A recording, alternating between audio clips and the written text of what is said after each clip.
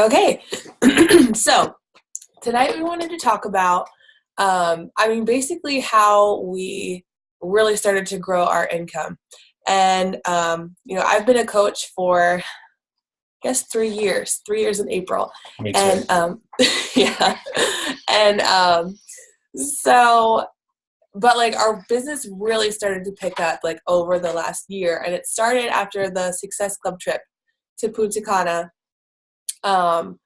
We just both kind of had like that aha moment, and basically we just started to hustle. And I feel like our success really came down to three things, and those three things: self-discipline, consistency, and passion. And I really honestly don't think that you can have a successful business without those three things. You obviously need self-discipline because we're our own boss, right? So no one is going to make you do anything. It really comes down to you and how bad you want it.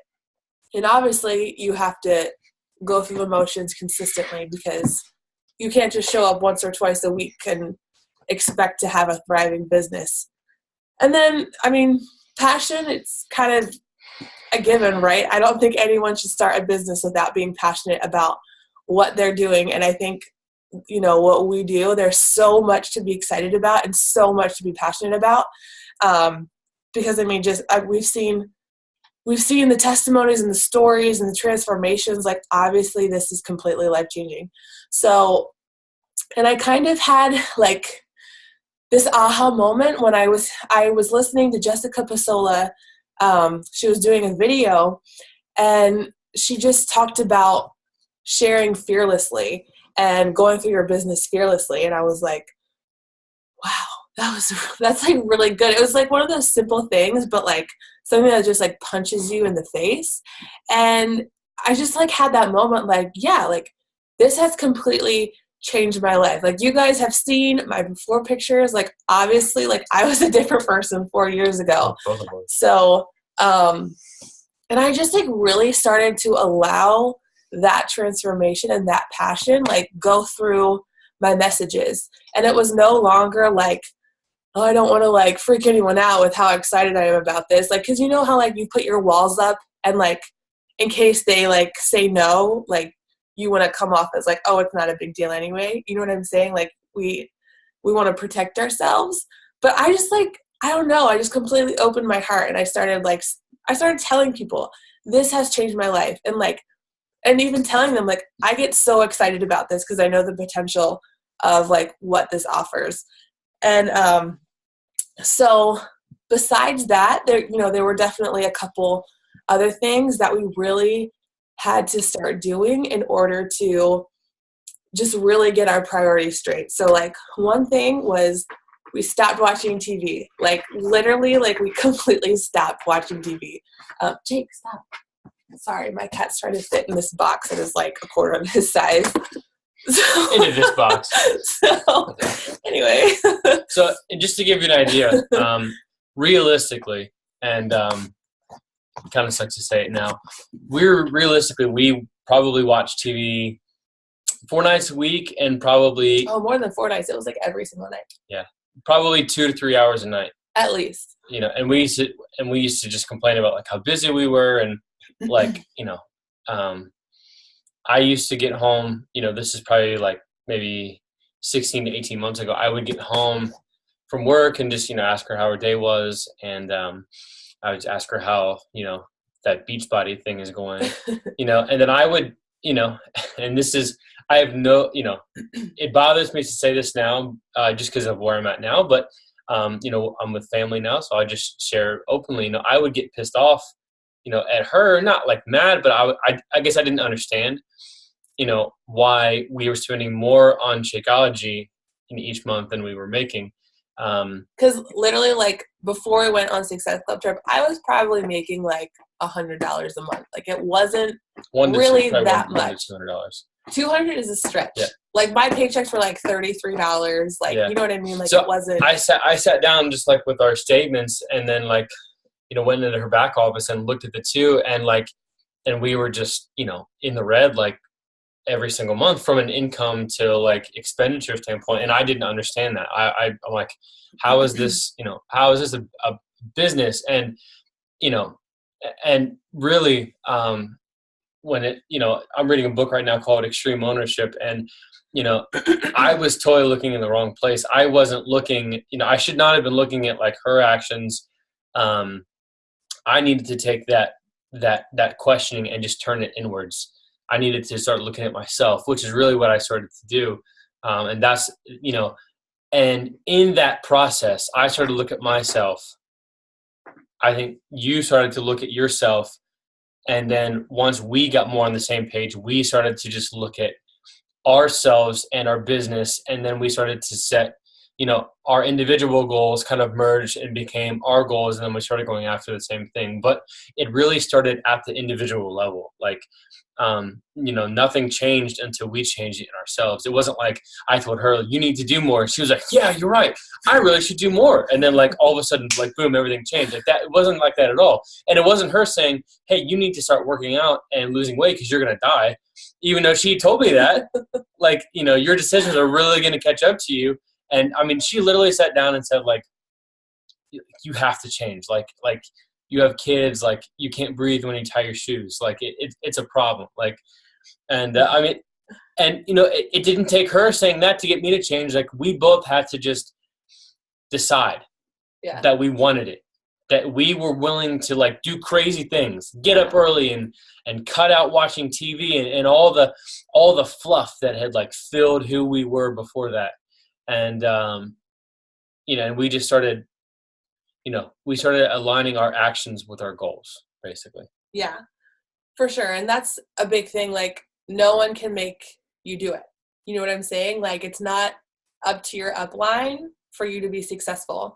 Because even if Caitlin quit tomorrow, would I still be here? Yeah, I wouldn't be like, well, Caitlin quit. Like, I can't do this now. You know what I'm saying? Because, like, I have my vision. Yep. You know what I'm saying? So it doesn't. Yeah. We couldn't say, oh, it was never going to work. If she quit, I might as well quit too. Yeah, exactly. Like you have to know why you're here, basically. So yeah, we stopped watching TV, which freed up several hours in our day. And we really spent that doing business. You know what I'm saying? And another thing is we started getting up early. I said for years, actually I've said my whole life, I'm not a morning person. She's still not, by the way. No, I'm not. I still hate early mornings, but I do it anyway. We have a great marriage, except we're early in the morning. Except between 4:30 and 6:30 a.m. Yeah, seriously. I'm like, you touch me, I'll kill you. Yeah, it's pretty rough. Yeah. Yeah, I need some time to like wake up and warm up to the idea of being awake. So, but like, oh my gosh. So the last 3 days, my kids have slept in so good. I have gotten so much done in the mornings. And I used to just sleep in and just wake up when they woke up. So I had no time before they woke up to do anything. So like I've been getting all of my work in. I've been able to sit down and read personal development, which is a big deal, and work out, get a shower, do my makeup like all before they woke up. So, and I couldn't have done that if I didn't get up early. Yeah. So you have to look at like what you're sacrificing, and like it's worth it to get up in the morning because find the fat. And it's just like when the people sit down with their bank statements and they find the fat like in their in their spending. You got to find the fat in your time. Like what can go? Like realistically, look at it. You can't create more hours in the day, so you have to do more with the hours you have. And sometimes that means actually just being awake for more hours. Yeah. Yeah, for sure. And then another thing was I was consistent with my vitals, which may seem like an obvious, but I think it's not for a lot of people.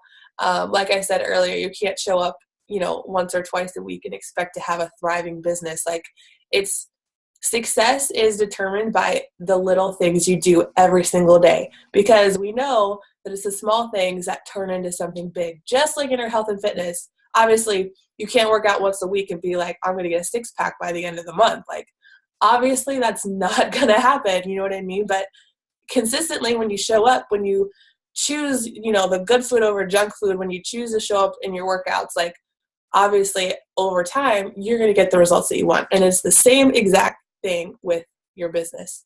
So, and again, like I shared with passion and excitement, and really just freed myself from what everyone else thinks. You know what I'm saying? I know sometimes messages feel uncomfortable when we're talking to people and we feel maybe bad about opening up, or we don't want to come across as like too overbearing. Like we just overthink it like way too much. So I just shared my heart. I shared why I love what I do, why I think it will work for them.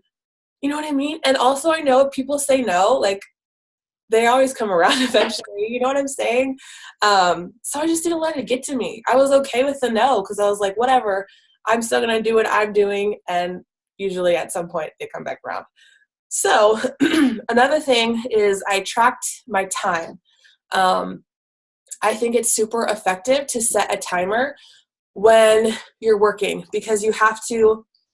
And also another thing, these go together, but set business hours. That's something Caitlin told me to do for years, and I didn't do it until like the last year.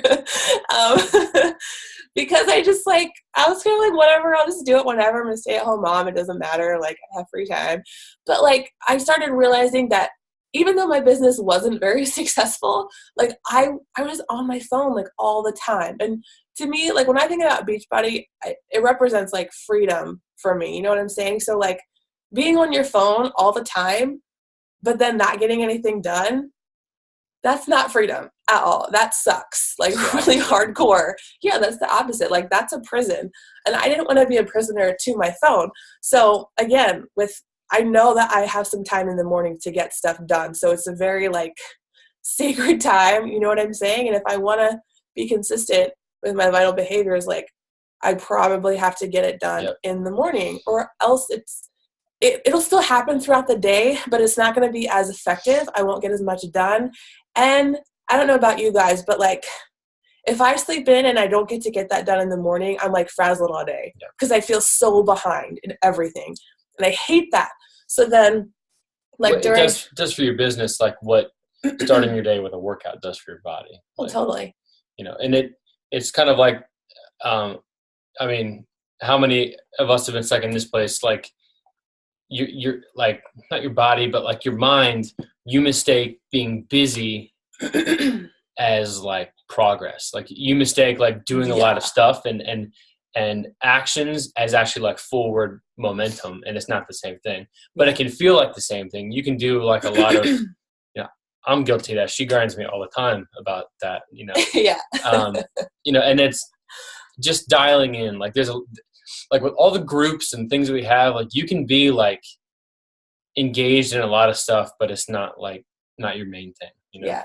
Yeah. If you have too much going on, I think that it takes away. Like if you're in like 10 different groups and all the groups have videos, they all have different assignments, you're not going to get anything done. You're going to constantly be behind and constantly be trying to like catch up. Resist the urge to check notifications. Yes, for sure. So, and then also for like quiet time, for nap time, I don't like to spend all of quiet time working, because having some alone time in the afternoon I think is really important for all the moms. So I'll set a timer for like 15 or 20 minutes and I'm just like bam, bam, bam. I bang out all of my messages. I respond to like everything because I have a timer going, I'm on the clock, and I know when it goes off, I'm done. So I want to get as much as I can done. And I swear to you, you will be more efficient if you set a timer. And it really keeps you from like messing around. You know what I'm saying? From like getting distracted. You're focused, you're zoned in. So that's something that really helps me. And then everything that I just told you, I just did it consistently. I'm telling you, consistency is everything. It is everything. Catch up. Susan, Yes, Caitlin. Oh, sorry. She was just saying that successful people know to take time every day for themselves. Yep. And Susan, just keep being consistent. That's really all you can do. I promise you, if Jordan would have got discouraged because I didn't start, you know, she had lost 60 pounds before I even attempted to like change myself. But I know if she would have stopped, I would have had would have been no shot at all. No way. You know, there's tons of people that have done it, you know, on their own. So not in a bad way, but you know, you don't need Matt to be successful. You're already successful. But from an encouraging standpoint, like don't stop doing what you're doing, and don't you dare get discouraged, because like, you know, in the back of my head, I really respected her, and I told her for just, you know, really taking control of her fitness and just making it a priority. And I aspired to be like that, and I was like envious, like in a good way. But you know, and as my wife, I'm like, man, like, you know, I wish I could do that, you know. I wasn't there yet, but her encouragement in the background really played a huge part into like finally coming around. And then when I did, I'm like, okay, now I understand, you know, now I understand why this was so important to you. So when that moment comes, you know, you'll be thankful that you just continued to do what you're doing right now. Yeah, for sure. So, I mean, I think everyone should identify like bad habits. Like, add up the time that you spend watching TV every day, because I bet it adds up for a lot of us. If I would have done it, I probably would have like vomited. I was just going to say, there would have been puke all over oh my gosh. And, you know, Facebook scrolling is a big one. Like, I think it's fine to do sometimes, because I think Facebook scrolling to a point is kind of what we do, because we're like searching, you know, just like for people and seeing like what's going on. But you could literally spend hours a day doing that and not even like, it wouldn't even register that you've been doing it for that long. So just like keep track of that stuff and identify where your bad habits are, because I mean, we can all grow. We can all do better. It's not about perfection, but we can do better. You know what I'm saying? So like when I was watching TV during, you know, like when my kids were napping, I could have gotten better. I could have been like, you know what, I'm going to spend that time doing business. I would have been so productive and so much farther along, I think. But, you know, live and learn. So, do you have anything else on that? Yeah. Just a couple of things I had written down. So a couple of things that I've just been processing over the last week or so. I have this written down here. So your actions, so the actions you make create habits, and the habits that you have create lifestyles. Okay, so this works with your health. This works with your nutrition. Consistent bad decisions in eating create habits and tendencies, and those habits and tendencies create lifestyles.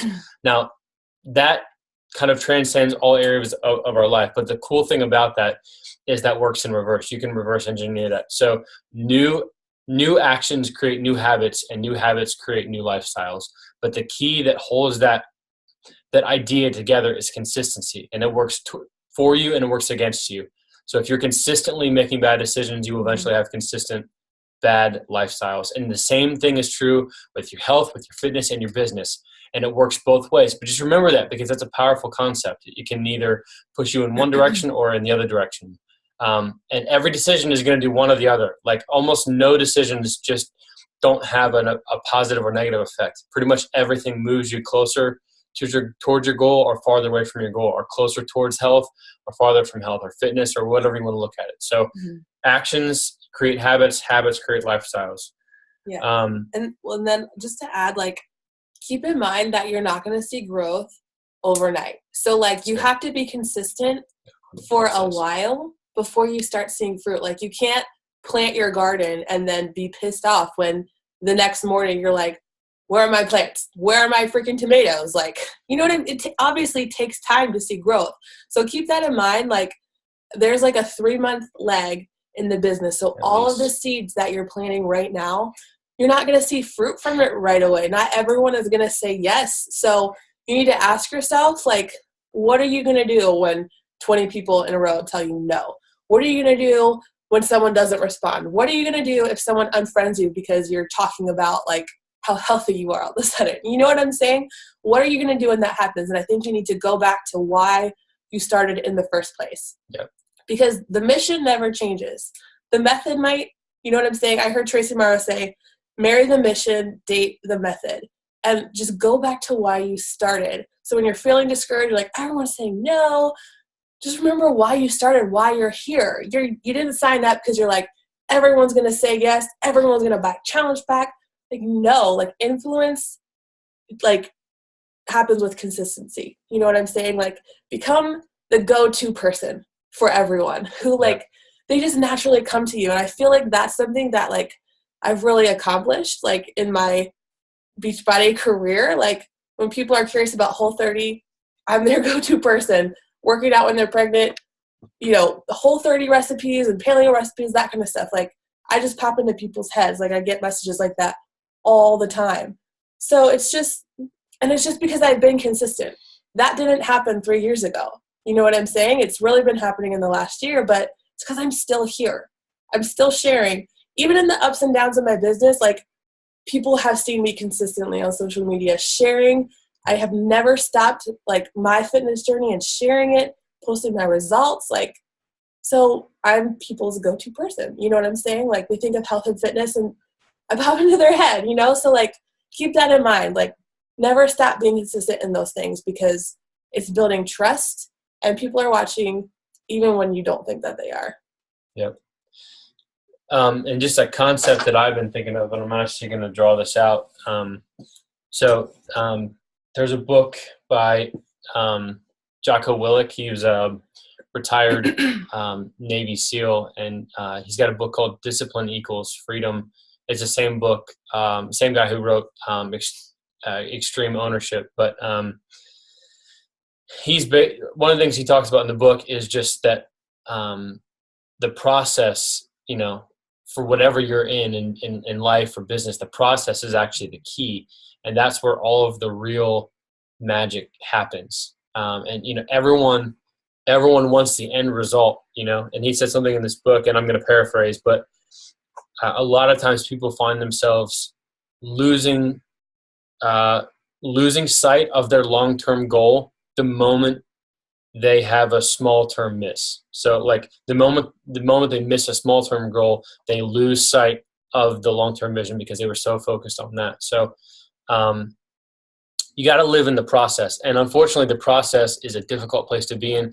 It's the most uncomfortable place to be in, but that's really where the magic happens. So think of this analogy. It's why like about 90% of lottery winners end up losing all of their money, and a lot of them end up bankrupt just because they were just given that instant success and they didn't have to earn it. They didn't have to put in all the work and all the self-discipline and all of the grinding to create a business and an income and then a fortune. It was just given to them. And then they lost it all because they hadn't gone through that process that allowed them to sustain that. They hadn't earned it. So, you know, unfortunately, the process is the hardest place to be in, but that is the area where we can find the most growth. And it really just comes back to self-discipline. That's why personal development is so important and why it's a vital behavior and why we talk about that. But really, that is really what it comes down to, and just living in that place. So like this analogy, I'm not sure, try to draw it out right here. And Jordan's going to laugh at me because she always laughs when I do a drawing. So Emerald. I know, I am Emerald. All right. Watch out, Dave. All right. You want me to hold aside? No, this is okay. Okay. All right. So this is you here as a new coach. Okay. There's an uncomfortable glare on there we go. This is you as a new coach. Okay. This is you as reaching your goal, whatever your business goal is. Maybe that's quitting your job or making a certain amount of money each month or being a certain rank or whatever it is. Okay. And this area right here is the process, okay? This valley right here is where a lot of us get stuck, myself included, okay? Because this area and process, this straight line going across represents consistency. You got to be consistent to get from here to here. But unfortunately, in this gap in the process, we go straight down and we get stuck in this area right here, which is the suck. That's the pit. That's basically discouragement. That's like, I'm not going anywhere. Nothing's happening with my business. My challengers aren't doing anything. I don't have the time. Well, whatever the reason is.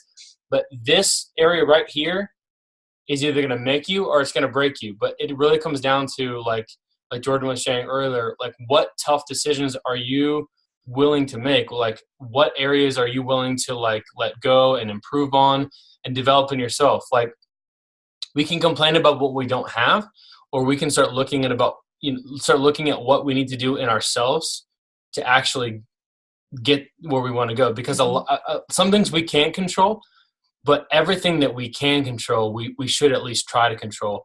And that 100% comes back to self-discipline. And in this book I'm reading, like Discipline Equals Freedom, it literally just talks about like staring your excuses down in the face and just telling them, no, like I'm not going to listen to you. I'm going to make the hard decision. I'm going to hold the line. I'm going to continue to raise the bar in my life and just grow me. And that really affects all areas of your life. And he talked about something in that book about goals that I just wanted to mention. If you guys are taking notes, I would write this down. But he said, burn your goals into your soul. Burn your goals into your soul. And then then making decisions like cutting things out aren't really that hard. Like when you're not married to your goal and it doesn't, like, if it's not like right here, those decisions are harder to make. But if that goal is like who you are and who you want to be, then a lot of those decisions are easier to make because they move you closer to the person you want to be more than anything else. Yeah, when we decided like what we wanted, we were like, oh, we'll cut TV. Yeah, like, it's totally fine. 100%. You know what I'm saying? Like, whereas before we were like, well, we need to watch TV in order to relax and wind down, and 4 hours later, we go to bed at 2:00 in the morning and be sleep deprived all the time. So it was like, once we're like, oh, like this is what we want, we're like, we're cutting TV. Like, we don't need it. It's not getting us anywhere at all. Yeah. So remember that momentum, the momentum he was talking about, it's the accumulation of consistency. You don't get that kind of momentum if you're not consistently moving forward. And I think that's like Summer's training, Meet Me at the Tree training about the system of twos is so effective because it's not just like doing a ton of stuff every day and burning the crap out of yourself and then like dying. It's just about consistently doing a little bit because it adds up to something really big. She's got a 7-figure business, you guys. Like, obviously, like, her system was effective. You know what I'm saying? And just enjoy the process, because if Summer would have been given a 7-figure business and the downline that she has 9 years ago, she would have like crashed and burned. Yep. But there was a process. Like, she had to go through some stuff to become the leader that she is now and to have the business that she has now. So don't be afraid of the process. Like, it's going to grow you and you're going to be better for it. So just again, we went from making maybe $100 a month to, $800 to $1,000 a month. That's a really big jump. And that was literally in a couple of months because of discipline. We stopped watching TV. We got up early. We were fixed on our goals, and then we went through the motions consistently. You know what I mean? It wasn't just like, oh, we stopped watching TV for a week and then we kind of went back into that habit. Like, no, it was consistent. Oh, here, let me get rid of that. And consistency is the key. There's another guy I'll tell you guys about. His name is David Goggins. He's also a retired Navy SEAL, and he's one of the top ultra endurance athletes in the world. At one point, I think it was 2011, he had the world record for the most pull-ups, which was actually 4,025 pull-ups. That's the most pull-ups completed in a 24-hour period. It is insane, but here's the story that's the amazing part. He failed his first 2 attempts to set that record, okay? His third attempt, he was so focused on crushing that record, he did 67,000 pull-ups in preparation for that last attempt. So he did 67,000 pull-ups just to be able to complete 4,000 pull-ups that mattered in the time frame, and he crushed the record. But if he would have gotten discouraged that he missed out, and you should see the pictures of his hands are like broken open and bloody. I mean, it's crazy. But if he would have gotten discouraged because he didn't hit the mark and not been willing to put in that work, he would have never got the title. And this is the same guy that when he joined the military, he was told he had 2 months to lose 106 pounds to make weight to be a Navy SEAL. And he freaking did it. He did. Insane. He did. And I love that guy. And I love David Goggins. He's an awesome dude, but like his story inspires me. And I've been really focused on like people like that because they do really crazy stuff.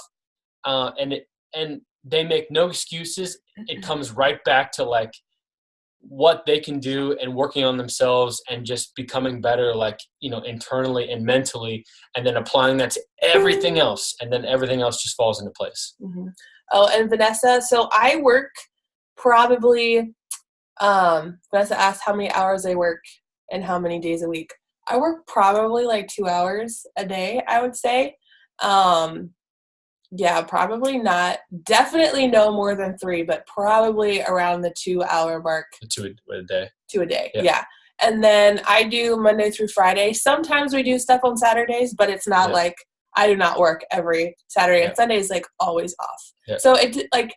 And I do all my stuff in the evenings, and I don't. And just full disclosure, Jordan does way more than I do, just because I have to leave extremely early in the morning, and then by the time I get the kids to bed, it's like 8 or 8:30, and then we have to be in bed. So we have like maybe an hour in the evenings, and I don't want to spend 100% of that doing business. But so I've adjusted my goals. Like I can't have 14 separate conversations going on in Messenger. I can't. I've tried that, and something suffers. Either the conversations suffer, or my performance at work suffers, or like our marriage, like it gets in the way of other things. So I've had to adjust my goals to what I'm able to be consistent with. Like, because you don't want to burn yourself out. I know sometimes what you're doing may not feel like enough because you're like, oh, well, so-and-so's doing this. Like, I need to pick it up. But like, you are the only one who defines success for you. So figure out like what winning looks like, what success looks like for you, and don't compare. And what's sustainable.